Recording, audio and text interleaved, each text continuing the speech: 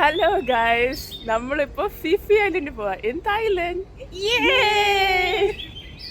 അങ്ങനെ പറഞ്ഞിരുന്ന് മക്കളൊക്കെ എത്തി. ഈ പറഞ്ഞ പോലെ ഒരു വർഷത്തെ കാത്തിരിപ്പിന് ശേഷം കാണുകയാണ്. അങ്ങനെ ഞങ്ങളുടെ ഒരു മീറ്റിംഗ് പോയിൻ്റ് ആയിരുന്നു ഇപ്രാവശ്യം തായ്ലൻഡിൽ വെച്ചിട്ട് നടന്നത്.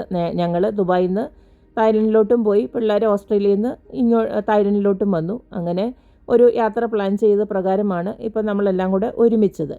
അങ്ങനെ എന്തായാലും രാവിലെ തന്നെ ഫിഫി ഐലൻഡിലോട്ട് പോകാനായിട്ടാണ് ഞങ്ങൾ റെഡിയായി ഇരുന്നത്. രാവിലെ തന്നെ ഹോട്ടലിൽ നിന്ന് നമ്മളെ വന്ന് പിക്ക് ചെയ്തുകൊണ്ട് പോയി.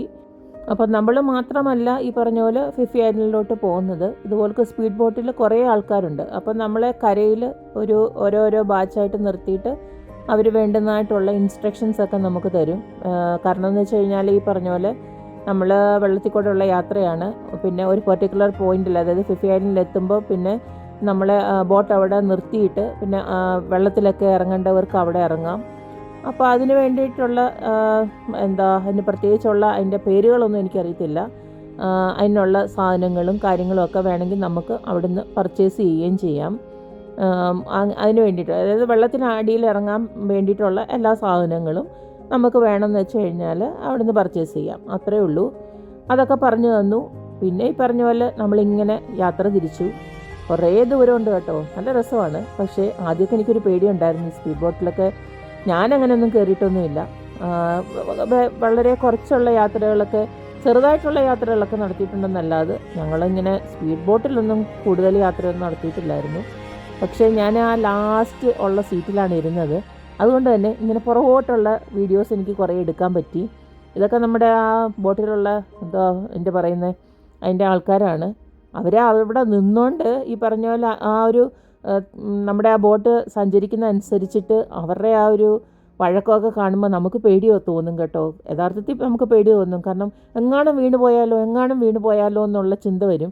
പക്ഷെ അതൊന്നുമില്ല. അവരൊക്കെ നല്ല വഴക്കമുണ്ട്. ഇതൊക്കെ അവർ ദിവസവും ചെയ്യുന്ന പ്രവൃത്തിയാണ്. അവർക്ക് ഈ വെള്ളമൊന്നൊരു വിഷയമേ അല്ലെന്നുള്ളത് കുറേ കഴിഞ്ഞപ്പോൾ നമുക്ക് മനസ്സിലായി. കണ്ടില്ലേ, ഭയങ്കര സ്പീഡിലാണ്. ചില സമയം ഭയങ്കര സ്പീഡിൽ അവർ ഓടിക്കും കേട്ടോ. അങ്ങനെ പറഞ്ഞു വന്ന് അവിടെ ഫിഫി ഐലൻഡിൽ എത്താറായി. കണ്ടില്ലേ, മലനിരകളാണ് മൊത്തവും. ഇങ്ങനത്തെ മലനിരകളാണ് ചുറ്റിനും കാണുന്നത്. ഒരു പർട്ടിക്കുലർ പ്ലേസ്, ഒരു പർട്ടിക്കുലർ ഇതെത്തിക്കഴിഞ്ഞാൽ ഇതുപോലൊക്കെയുള്ള മലനിരകളാണ്. അതുപോലെ തന്നെ നമുക്ക് ചുറ്റിനും കുറേ ഇതുപോലൊക്കെയുള്ള ചെറിയ ചെറിയ ബോട്ടുകളും വലിയ സ്പീഡ് ബോട്ടുകളും ഒക്കെ ഇങ്ങനെ വന്ന് കിടപ്പുണ്ട്. പിന്നെ ഈ പറഞ്ഞ പോലെ ഇവിടെ നിന്ന് നമുക്ക് വേറൊരു പർട്ടിക്കുലർ പ്ലേസിലോട്ട് വേണമെങ്കിൽ നമുക്ക് പോകാം. അതിന് പ്രത്യേകം ചാർജുണ്ട്. അങ്ങനെ അതിനകത്തുനിന്ന് തന്നെ ഓരോരുത്തർ ഈ ചെറിയ ബോട്ട് കണ്ടില്ലേ, ചെറിയ ബോട്ട് കിടക്കുന്നുണ്ടോ. അപ്പോൾ നമ്മളെ ഇതിനകത്തുനിന്ന് നമ്മളെ ആ ചെറിയ ബോട്ടിലോട്ട് ആക്കിയിട്ട് നമുക്ക് വേണമെങ്കിൽ ആ ഒരു പർട്ടിക്കുലർ പ്ലേസ്, നമ്മളൊക്കെ ചില വീഡിയോസിനകത്തൊക്കെ നമ്മൾ കണ്ടിട്ടുണ്ട് ഈ ഭയങ്കരമായിട്ടുള്ള മലകളുടെ ഇടയ്ക്കൂടൊക്കെ ഉള്ള യാത്ര. അപ്പോൾ അതൊക്കെ ഇങ്ങനെ പെർട്ടിക്കുലറായിട്ട് ഈ പറഞ്ഞ പോലെ നമുക്ക് പ്രത്യേകം കാശ് കൊടുത്തിട്ട് പിന്നെ നമുക്ക് അവിടുന്ന് പോകാവുന്നതാണ്. ഈ ഒരു സ്ഥലത്തെത്തിയിട്ട് പിന്നെ അവിടുന്ന് നമ്മളെ ചെറിയ ബോട്ടിലാക്കിയിട്ട് കൊണ്ടുപോകുന്നതാണ്. അതൊക്കെ അങ്ങനെയുള്ള കാഴ്ച. പക്ഷെ ഞങ്ങൾ പോയില്ല. ഒന്നാമത് നമുക്ക് പേടി, വെള്ളം കാണുമ്പോൾ ഉള്ളൊരു പേടി. പിന്നെ കുഞ്ഞു ബോട്ടിലാണ് നമ്മളെ കൊണ്ടുവന്നത്. അതൊക്കെ ശരിക്കും എനിക്ക് തോന്നുന്നു ഇംഗ്ലീഷുകാരൊക്കെയാണ് അങ്ങനെയുള്ള, അവർ പേയ്മെൻറ്റ് ചെയ്തിട്ട് അവിടെ നിന്ന് തന്നെ പേയ്മെൻറ്റൊക്കെ ചെയ്തിട്ട് ഇതിനകത്തൊക്കെ ഇറങ്ങിയതുമൊക്കെ. ഇതിനൊക്കെ നമുക്ക് സെപ്പറേറ്റ് കാശുണ്ട് കേട്ടോ. നമ്മുടെ ഒരു ട്രാവൽ ഏജൻസി ത്രൂ നമ്മൾ ബുക്ക് ചെയ്തെങ്കിലും ഇതിനകത്തൊക്കെ നമുക്ക് സെപ്പറേറ്റ് പോകണമെങ്കിൽ ഓരോന്നിനും കാശ് കൊടുക്കണം. ഓരോരുത്തർക്കും നമ്മൾ ടിക്കറ്റ് എടുത്ത് ഓരോ സ്ഥലങ്ങളിലും നമ്മൾ പർട്ടിക്കുലർലി ഇറങ്ങണമെങ്കിലും കയറണമെങ്കിലും ഒക്കെ നമുക്ക് കാശാണ്. അവിടെ അങ്ങനൊരു സംഭവമുണ്ട്, അത് ഓർത്തോണം. നമ്മളിനി എത്ര ട്രാവൽ ഏജൻസി ത്രൂ ബുക്ക് ചെയ്താലും ഇതൊക്കെ നമ്മുടെ കയ്യിൽ നിന്ന് എക്സ്ട്രാ ചിലവാകുന്ന കാശുകളാണ്. ഈ ഒരു കാര്യങ്ങളൊക്കെ ഇങ്ങനെയുള്ള പർട്ടിക്കുലർ ഓരോ സ്പോട്ടിലോട്ട് പോകുമ്പോഴും നമ്മുടെ കയ്യിൽ നിന്ന് കാശ് ചിലവാകും. അപ്പോൾ ഇവിടെ ഇങ്ങനെ കൊണ്ടുവന്ന് കുറേ നേരം ഇവിടെ ഇങ്ങനെ നിർത്തിയിട്ടേക്കും. ആവശ്യമുള്ളവർക്കൊക്കെ പോയി നന്നായിട്ട് എൻജോയ് ചെയ്യാം. എസ്പെഷ്യലി സ്വിമ്മിങ് ഒക്കെ അറിയാവുന്നവർക്ക് നന്നായിട്ട് എൻജോയ് ചെയ്യാം കേട്ടോ. ആ വെള്ളത്തിൻ്റെ നിറം തന്നെ കണ്ടില്ലേ, നല്ല രസമാണ്. നമ്മൾ സ്കൈ ബ്ലൂ എന്ന് പറയാൻ പറ്റില്ല, സ്കൈ ബ്ലൂവും നമ്മുടെ പച്ച കളറൂടെ മിക്സ് ചെയ്താൽ ഏത് കളറായിരിക്കും അതുപോലൊരു കളറാണിത്. നല്ല രസമാണ്. കുറേ നേരം അവിടെ അങ്ങനെ നിർത്തിയിടും. എനിക്ക് തോന്നുന്നു കുറേ നേരം, അതായത് എനിക്കൊന്ന് ഏകദേശം ഒരു മണിക്കൂറോളമൊക്കെ അവിടെ നിർത്തിയിടും. അവിടെ നിർത്തിയിടുമ്പോൾ ആവശ്യക്കാർക്കൊക്കെ പോയി ഇതുപോലെ സ്വിമ്മ് ചെയ്യാം. അതുപോലെ തന്നെ വേറെ ഞാൻ പറഞ്ഞല്ലോ ആ ചെറിയ ബോട്ടിൽ കൂടെ ആ ഇടയ്ക്കൂടെ കാണുന്ന ആ കണ്ടില്ലേ, അതാണ് ആ സംഭവം.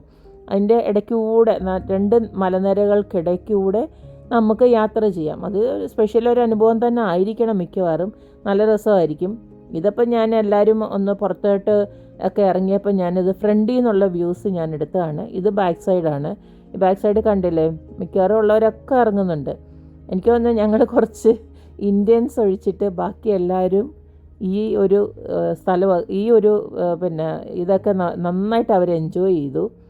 രസമാണ് കേട്ടോ. സ്വിമ്മിങ്ങൊക്കെ അറിയാവുന്നവർക്ക് ഇതുപോലെ ഇത് അധികം താഴ്ചയില്ലാത്ത സ്ഥലമാണ്. അവർക്കറിയാം സേഫായിട്ടുള്ളത് എവിടെയൊക്കെയാണെന്നും എന്തൊക്കെയാണെന്നൊക്കെ ഉള്ള അറിയാം. അതനുസരിച്ചിട്ട് അവർ നമ്മളെ ഇറക്കി വിടത്തുള്ളൂ. അപ്പോൾ കുറേ പേര് സ്വിമ്മിങ്ങിനൊക്കെ പോയി. അവർ നന്നായിട്ട് എൻജോയ് ചെയ്തു. അതൊക്കെ കണ്ടുകൊണ്ടിരിക്കുമായിരുന്നു ഞങ്ങൾ. അങ്ങനെ കുറച്ച് നേരം അവിടെ ഉണ്ടായിരുന്നു. അത് കഴിഞ്ഞിട്ടാണ് പിന്നെ ഇതെല്ലാം കഴിഞ്ഞിട്ട് അവർ പറയും ഇന്ന പർട്ടിക്കുലർ സമയമാകുമ്പോൾ അവർ തിരിച്ച് വിളിക്കും. ആ സമയമാകുമ്പോൾ നമ്മൾ തിരിച്ച് കയറി വരണം. അങ്ങനെയായിരുന്നു ഇവിടുത്തെ കാഴ്ചകളൊക്കെ.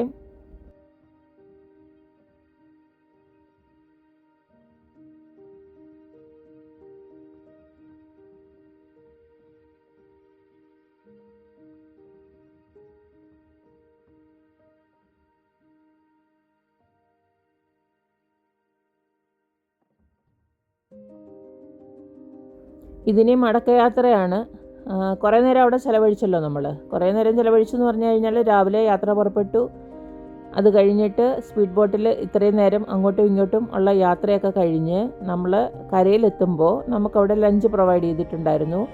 പിന്നെ ഇവിടെ ആണെങ്കിലും നമുക്ക് ഈ ബോട്ടിനകത്ത് അവർ കുറച്ച് നമുക്ക് ദാഹിക്കുമ്പോൾ കുടിക്കാനുള്ള സംഭവങ്ങളൊക്കെ അവർ റെഡിയാക്കി വെച്ചിട്ടുണ്ടായിരുന്നു. വെള്ളത്തിന് വെള്ളം ഉണ്ടായിരുന്നു.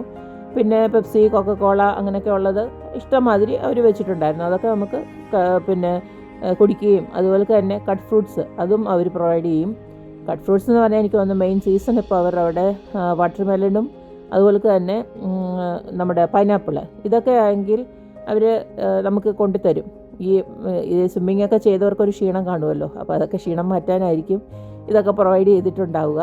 എന്തായാലും അതൊക്കെ നമ്മൾ കഴിച്ചു. അപ്പോൾ നമുക്ക് അധികം വിശപ്പൊന്നും വരത്തില്ല. വിശപ്പൊന്നും അധികമായിട്ടൊന്നുമില്ല.